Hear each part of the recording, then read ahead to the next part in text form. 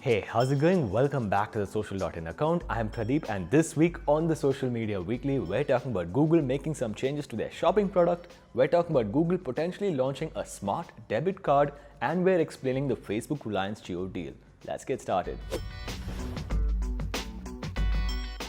So the first story we have for today is about Google making some changes to their Google Shopping product. If you remember, once upon a time, Google Shopping was actually free. It was called Frugal. So people could go over to Google Shopping and make a search for a particular product, and then Google would show them merchant center products for free. Then the following three things happened. In 2012, Google made it a pay-to-play product. In 2017, Google was slapped with a $2.7 billion fine from the European Union. And then in 2020, because of this entire COVID-19 situation, the personal net worth of Jeff Bezos, the founder of Amazon, went up by $24 billion.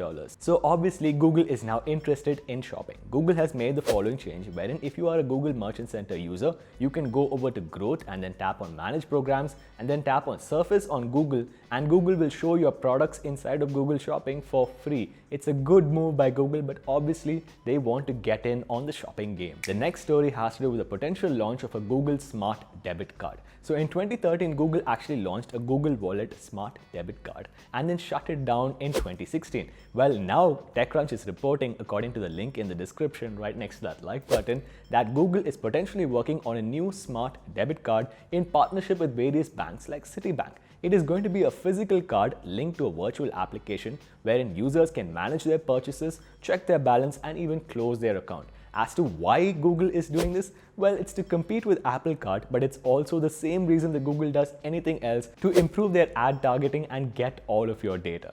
Our next story has to do with the launch of new features in Facebook's Kids Messenger application. So this is only on iOS, but it's soon coming to Android, wherein Facebook has rolled out 3 new features to their Messenger Kids application. First, kids can now accept, reject, block, or even report other contacts. Second, parents can supervise the adult supervisors added to kids groups. And third, kids can control their photos and names. Now, to be clear, I do not recommend this application. One, because you can even be an adult and use this application, so it's pretty easy to fool. And two, Facebook collects a lot of data for what they're intending to provide. Our next story has to do with Facebook adding GIFs or GIFs to Ads Manager. So actually, inside of Facebook's news feed, you can't upload GIFs or GIFs natively. You can only add a link and Facebook will embed the GIF. Now in Facebook's Ads Manager, you can go over to Add Formats and then tap on Single Video and then upload a GIF, and Facebook will show it as a sponsored post. Also, Facebook has added a new visual graph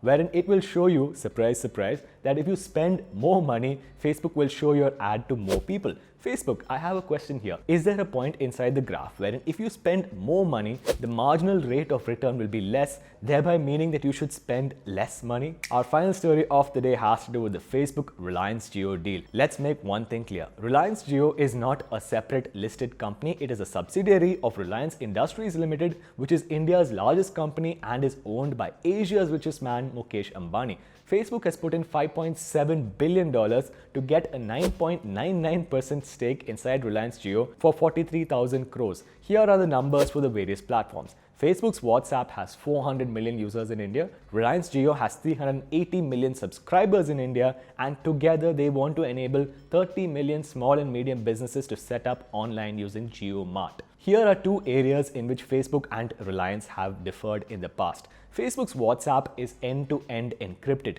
meaning only the sender and the recipient of the message have access to the message. But Reliance in the past has said that law enforcement should have complete access to all of your information. Second, Facebook's data about Indian users is actually not stored in India, it's stored all across the world. Reliance has said in past that data about Indians should be stored only in India, where the Indian government has free access to it. It will be interesting to see how these two companies reconcile their differences. That's about it for this week's episode, guys. If you liked it, please give it a thumbs up. Drop your comments on what you think about Google's new debit card in the comment section down below. As always, please go over to YouTube and subscribe to the Social.in channel. Ring that notification bell so that you never miss a video, and we will see you guys in the next episode.